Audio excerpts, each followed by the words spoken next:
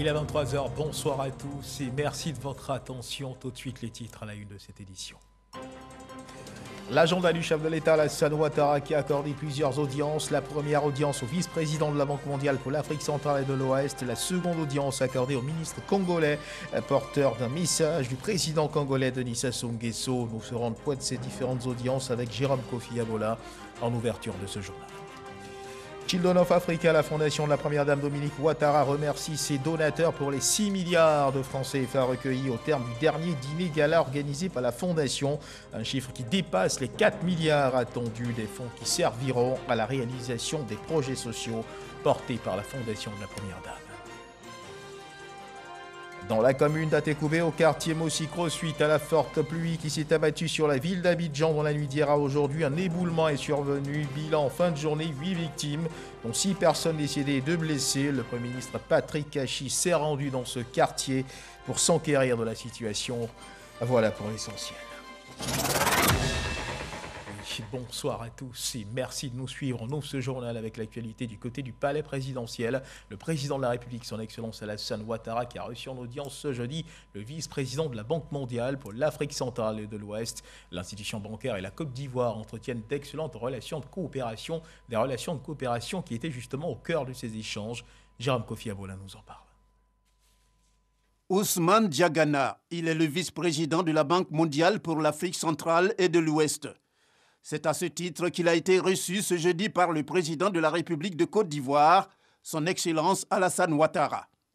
A pris part à l'entretien qui s'est déroulé entre lui et le chef de l'État ivoirien, le vice-président Région Afrique de la SFI. Du côté de la SFI, nous avons parlé du rôle du secteur privé dans le développement de la Côte d'Ivoire et au-delà de la Côte d'Ivoire de la région. Nous sommes réjouis de la tenue à Abidjan de Africa CEO Forum. C'était une bonne occasion justement de faire le point avec des participants sur le développement, le point d'inflexion dans lequel nous sommes en Afrique, vraiment, et qu'il faut continuer à développer le secteur privé.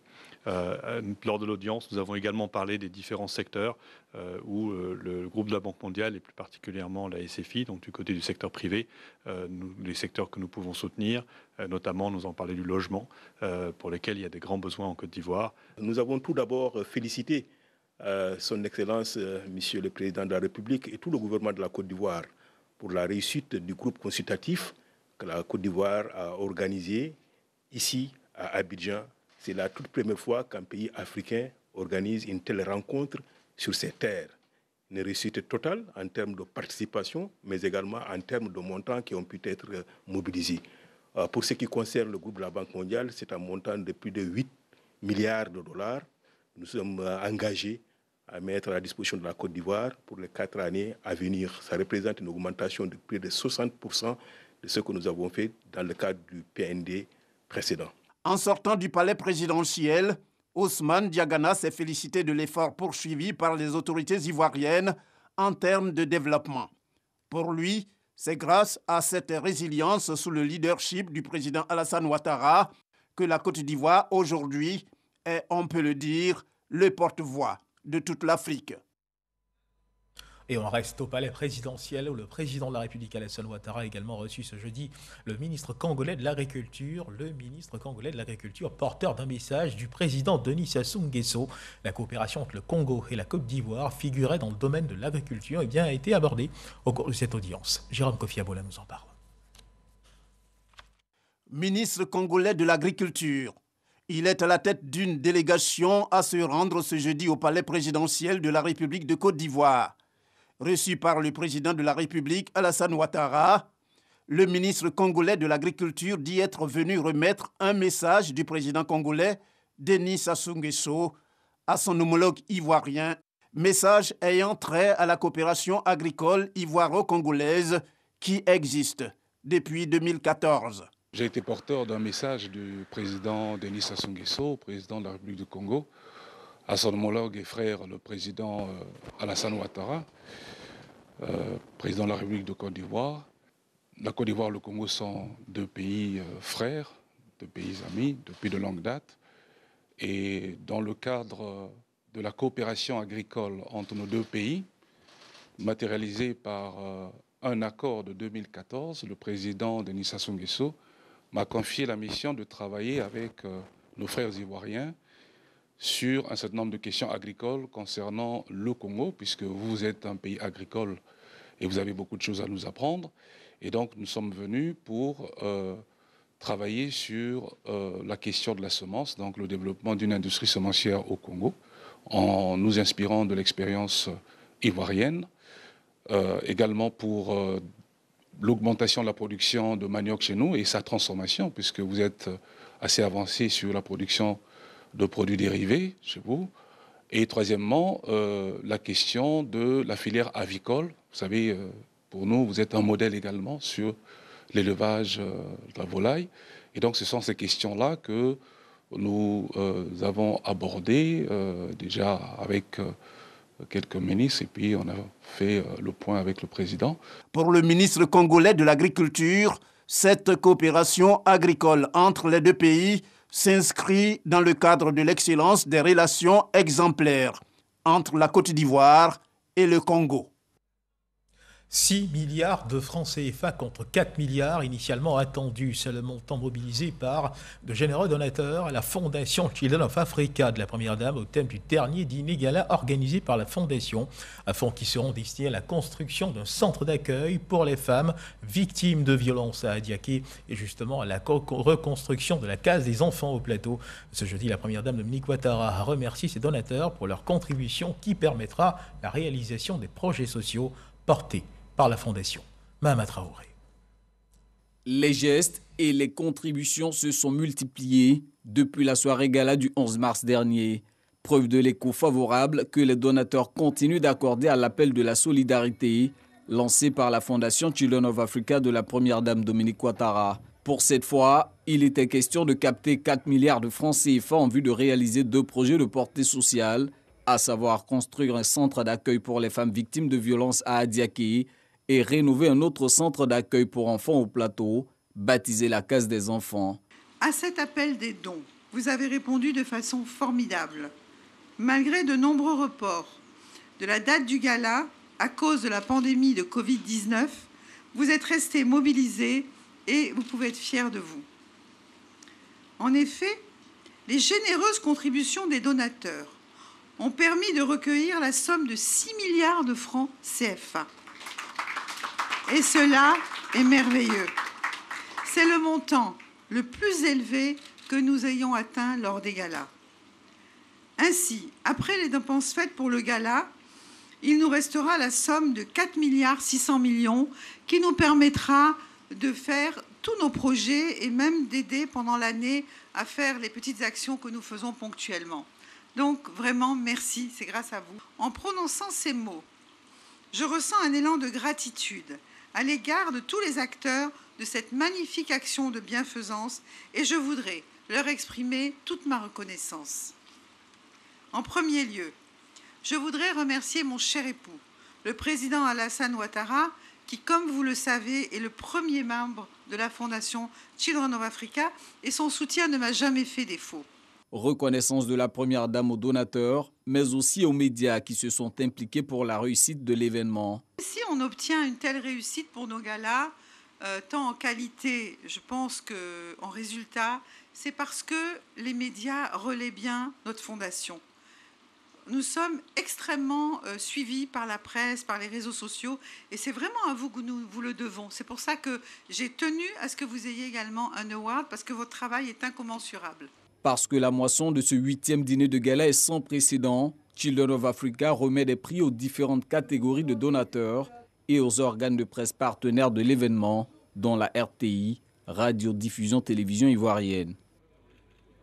Et au terme de cette cérémonie de remerciement organisée par la Fondation Children of Africa, notre reporter Mahama Traoré a recueilli les avis de certains donateurs. Notre mission, c'est le social.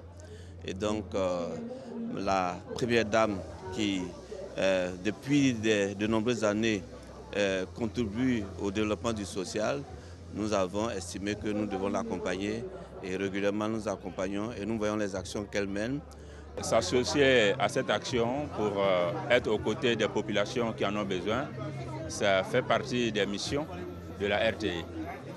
Cette grande chaîne de services publics qui accompagne le pays et qui est très heureuse d'être aux côtés de la Première Dame Madame Dominique Ouattara, une dame au grand cœur, qui chaque année organise ce gala pour soutenir les causes des personnes vulnérables, les femmes, les enfants. L'award que nous avons reçu là nous va au cœur et nous espérons que l'année prochaine, nous pourrons faire plus. La fondation Children for Africa est une fondation sœur, puisque la LONASI elle-même a sa fondation aussi, Fondation LONASI. Donc c'est un peu un partenariat aussi. Nous commençons là avec la fondation Children for Africa et nous espérons que ce partenariat ira le plus loin possible. Je pense que l'ensemble des médias accompagne la première dame de Côte d'Ivoire, qui est la présidente de Children of Africa, qui fait un travail extraordinaire, et plus de 6 milliards de francs CFA, c'est énorme.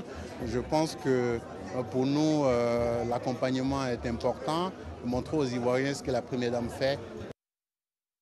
Et changement de décor dans la commune d'Atekoubé au quartier Moussicro suite à la forte pluie qui s'est abattue sur la ville d'Abidjan dans la nuit d'hier à aujourd'hui. Un éboulement est survenu, bilan en fin de journée, 8 victimes. Le Premier ministre Patrick Achi s'est rendu dans ce quartier pour s'enquérir de la situation et exprimer les condoléances du président de la République, Alassane Ouattara, et du gouvernement aux familles touchées par le drame. Serge Pakomdidi, Alexis Ouadraogo. Les fortes pluies tombées sur Abidjan dans la nuit de mercredi à aujourd'hui ont causé d'importants dégâts. En dépit des appels du gouvernement à libérer les zones à risque, les éboulements ont encore endeuillé.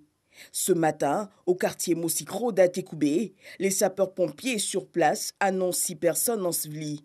Parmi elles, un couple et leur bébé de moins de 3 mois. C'est sa camarade qui est décédée là. Elle était enceinte même pendant le mois de Ramadan et elle vient d'accoucher il y a à peine 2-3 mois. Donc c'est elle qui vient de partir avec son mari, voilà, qui sont engloutis là sous la terre. Un coup j'ai ouvert ma porte, je vois que la terre est rentrée chez moi. Maintenant c'est en sauvant ma femme, le mien est tombé sur mon pied. Les recherches menées par la brigade cynophile déployée permettent de retrouver 2 corps. Très tôt alerté, le chef du gouvernement est sur le terrain. Patrick Achi exprime la compassion du gouvernement. Nous avons été informés ce matin de ce que cette pluie avait causé, des pertes en vie humaine, des blessés et d'importants dégâts. Nous sommes donc venus sur le lieu avec les membres du gouvernement concernés pour nous enquérir de la situation. Apparemment, nous aurions 6 disparus, 2 corps, je crois, ont été retrouvés, quelques blessés qui ont été conduits dans des centres hospitaliers.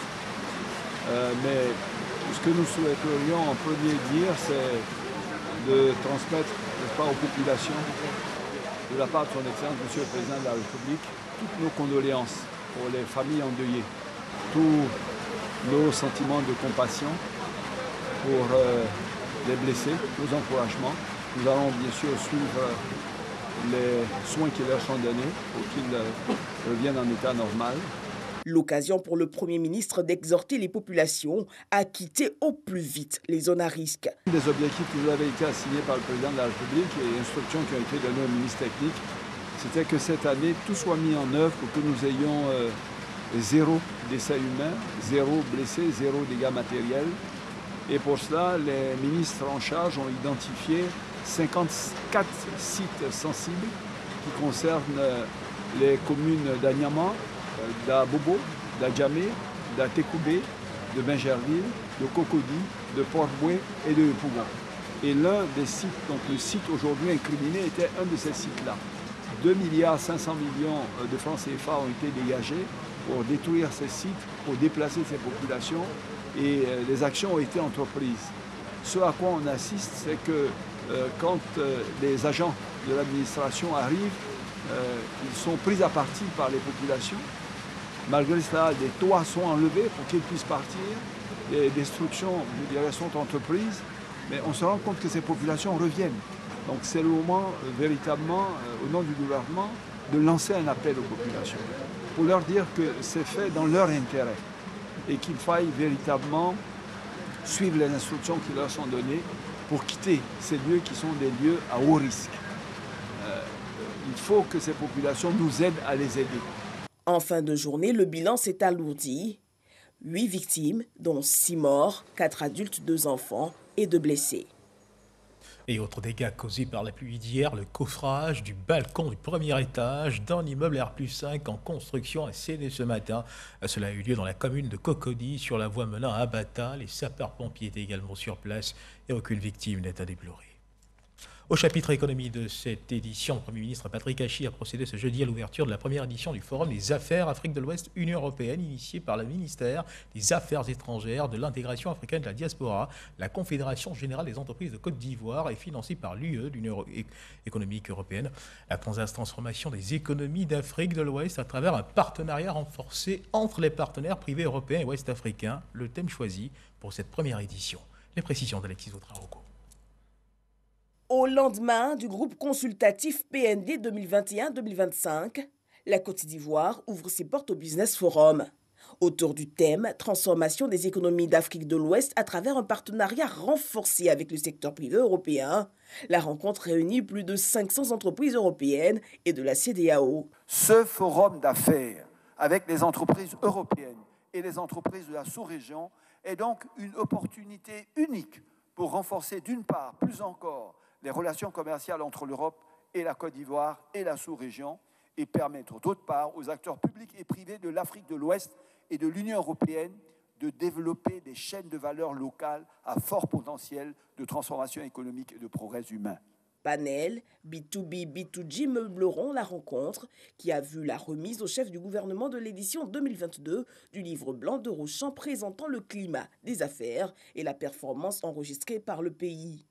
Aussi, le guide de l'investisseur dénommé Investir en Côte d'Ivoire, qui veut lui accompagner les entreprises européennes. Le Business Forum refermera ses portes ce vendredi.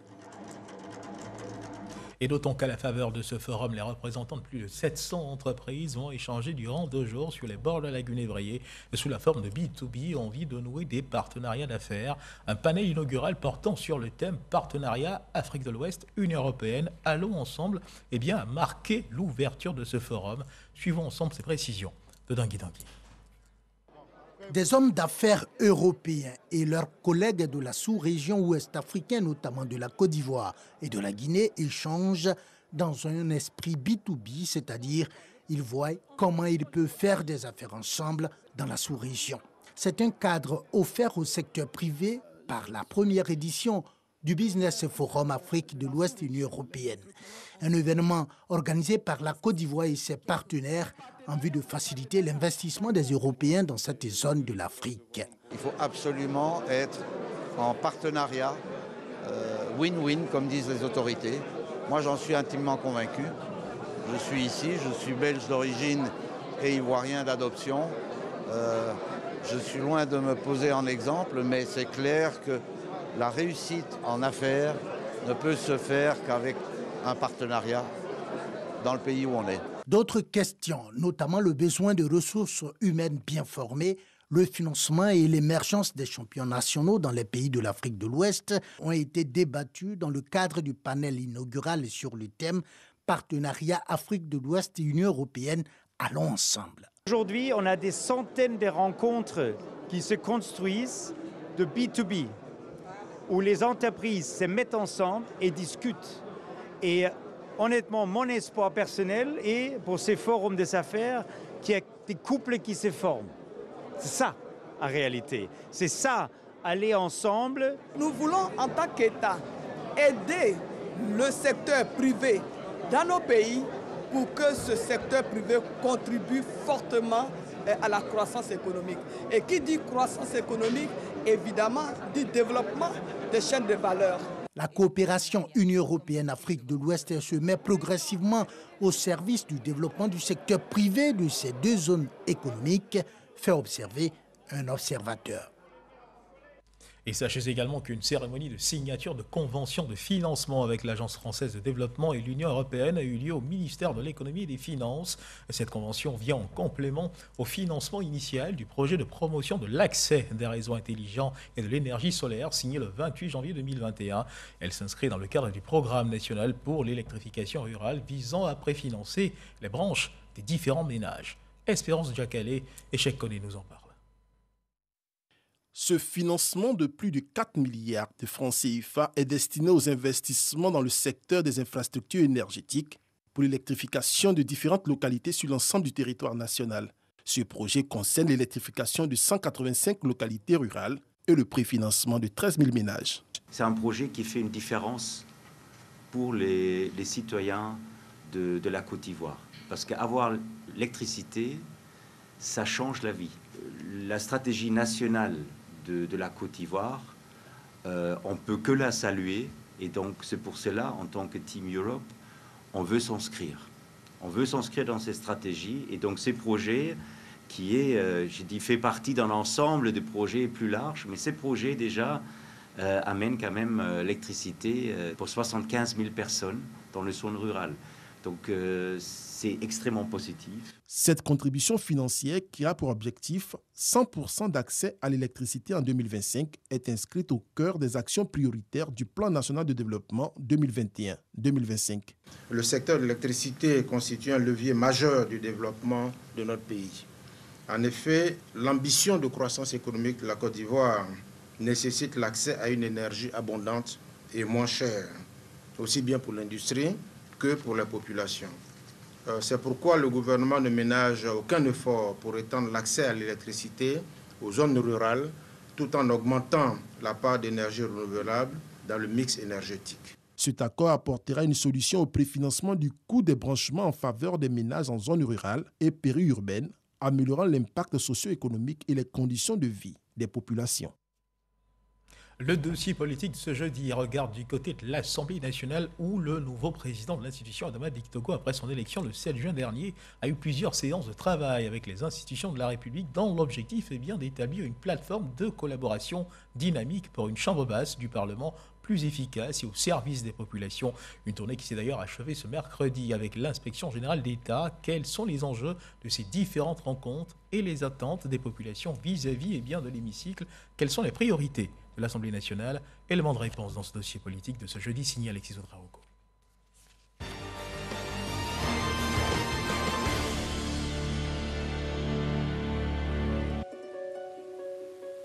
Ce mercredi au plateau, le nouveau patron de l'Assemblée nationale est accueilli par l'inspecteur général d'État, Théophile Awandoli. Nous avons été très honorés que cette visite faite par le président de l'Assemblée nationale et toute la délégation qui l'accompagne. Nous avons été heureux de son élection. Il le mérite bien fortement. Tout le monde connaît M. Adama Bictogo, un passionné. Il est passionné en tout. Passionné pour le travail, mais il a la passion pour la Côte d'Ivoire.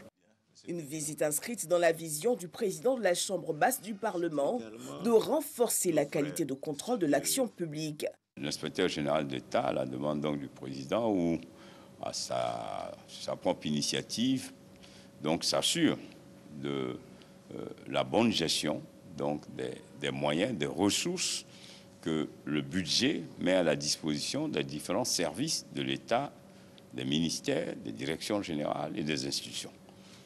Un des premiers responsables de la mise à disposition de ce budget, c'est bien l'Assemblée nationale. C'est nous qui votons le budget. Il y a donc une relation d'interdépendance entre ces différentes institutions qui traduisent le bon fonctionnement des institutions, qui traduisent donc la force d'un État. Quelques jours avant, c'est avec la Cour des comptes que le président de l'Assemblée nationale prenait langue. Élu le 7 juin dernier, les actions du président de l'hémicycle sont scrutées de très près par les populations qui en attendent beaucoup. On attend encore beaucoup de lui, qu'il fasse de sorte qu'il y ait encore l'amélioration au niveau de nos conditions de vie à l'université. Ce que j'attends du nouveau président de l'Assemblée nationale, bon, s'ils vont voter les lois, ils n'ont qu'à voter pour l'augmentation du salaire d'abord. Comme il est le président de l'Assemblée nationale, il n'a qu'à faire que prostitution, là. Voilà. Les drogues, tout ça là, on ne veut plus entendre parler de ça en Côte d'Ivoire parce que ça fait honte. Notre pays n'a pas besoin de ça. S'il est là, moi je veux qu'il augmente le SMIC. Le SMIC, voilà. Actuellement, le SMIC, c'est à 63 000 et quelques. Bon, il faudrait que ça passe à 100 000 francs parce qu'on ne peut pas louer une maison, tout est cher. Bon. Donc s'il essaie de voir un peu, se pencher un peu sur le secteur privé, voilà, ça va nous arranger un peu. Et ce nouveau mandat s'engage sur 8 axes prioritaires, entre autres le renforcement de la gouvernance managériale et financière de l'Assemblée nationale, sa modernisation, la promotion en son sein de la notion du genre et autres redynamismes de la diplomatie parlementaire. devant chaque situation qui impacte la vie des Ivoiriens, il sera tout à fait normal que l'Assemblée, conformément à sa mission, puisse donc diligenter des missions parlementaires à l'effet d'éclairer les populations ou alors à l'effet d'accompagner l'exécutif dans sa volonté affichée de toujours rechercher la vérité sur chaque situation. Autre axe important, celui de se rapprocher des populations. Adama Bictogo veut renforcer les relations entre les élus et leur population. La mission d'une assemblée, c'est d'une part, pouvoir donc être le porte-voix des populations. Telle est notre première mission. D'autre part, pouvoir aussi être le relais de l'exécutif à travers ses réalisations pour faire mieux comprendre les réalisations ou les prises de position de l'exécutif. Donc, il y a une conjugaison d'actions exécutives et législatives qui, au bout, doivent converger pour profiter aux populations. Autre disposition, l'institution du principe de redevabilité à l'égard des populations, à travers notamment des séances d'information parlementaire dans les différentes localités du pays. Dossier politique signé Alexis Ouedraogo. À loin des parvis de l'Assemblée nationale, dans le département de Korogo, un nouveau collège a été inauguré, le collège moderne de Nganon, situé dans la sous-préfecture de Niofouin. Un parrain de cette inauguration, le ministre de la Communication et de l'Économie numérique, Amadou Koulibaly, qui a invité les élèves à privilégier un idéal cher au président de la République, Alassane Ouattara, l'excellence à l'école. Siékwasi, Didier Nguessan. Le ministre de la Communication et de l'Économie numérique ouvre les portes du nouveau collège moderne de Nganon. Cette infrastructure fait partie de la nouvelle génération d'établissements préfabriqués de proximité en cours de construction au plan national. La construction de ces établissements répond à la volonté manifeste du président de la République d'offrir d'excellentes conditions d'études aux apprenants.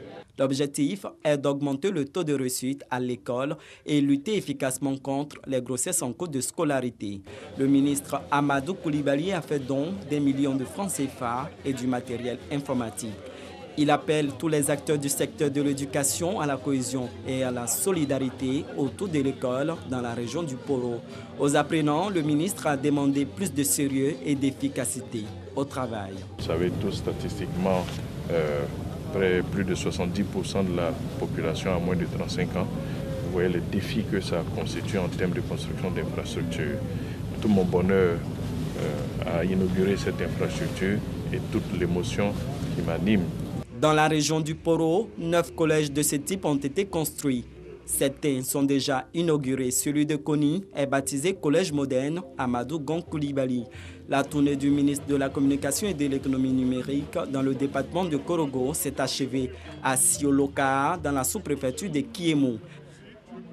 Direction Marrakech au Maroc, où la 7e édition de la conférence internationale sur l'éducation des adultes, entendez l'alphabétisation, se tient en ce moment. La délégation ivoirienne conduite par la ministre de l'Éducation nationale, Mariatou Koné, a été celle qui a eu l'honneur de parler au nom de l'Afrique et à la table ronde d'ouverture. Occasion pour la ministre Mariatou Koné de mettre l'accent sur les défis nombreux qui attendent le continent en matière de réalisation des objectifs de l'alphabétisation.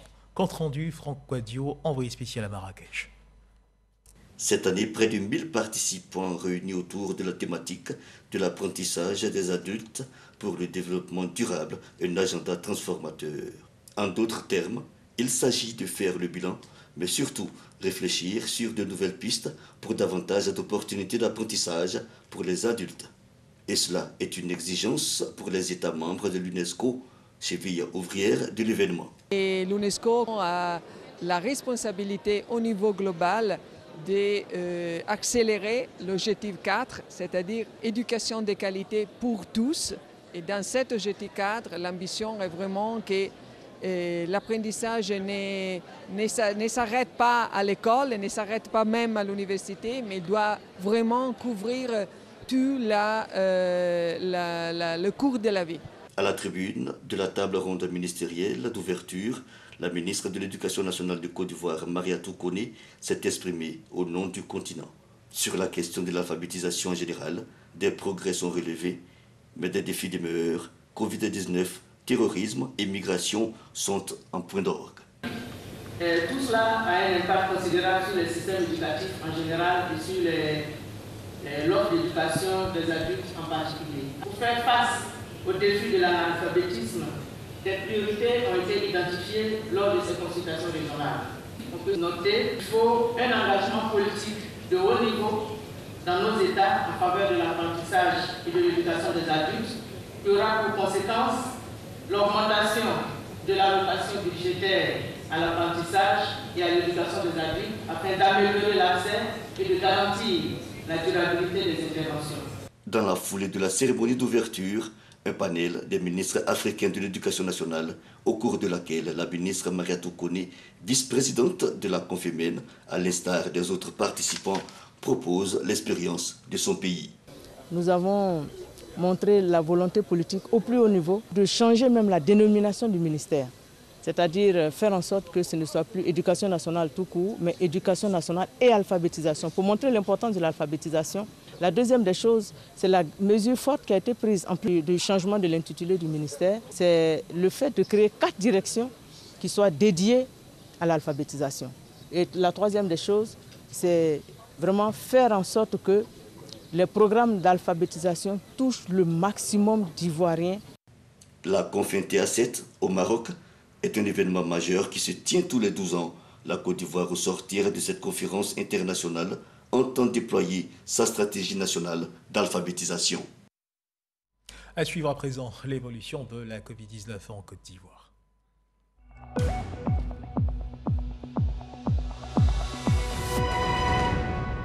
Le ministère de la Santé et de l'Hygiène publique de la couverture maladie universelle a enregistré ce jeudi 16 juin 2022 34 nouveaux cas de Covid-19 sur 1004 échantillons prélevés, soit 3,4% de cas positifs, 39 guéris et 0 décès. À la date du 16 juin 2022, la Côte d'Ivoire, notre pays, compte donc 82 614 cas confirmés, donc 81 696 personnes guéries, 800 décès et 118 cas actifs. Le nombre total d'échantillons est de 1 535 974. Le 15 juin 2022, 30 264 doses de vaccins ont été administrées, soit un total de 14 610 458 doses du 1er mars 2021 au 15 juin 2022. Et c'est sur ce point que se referment les pages de cette édition. Merci de nous avoir suivis. Agréable fin de soirée. Dieu garde la Côte d'Ivoire.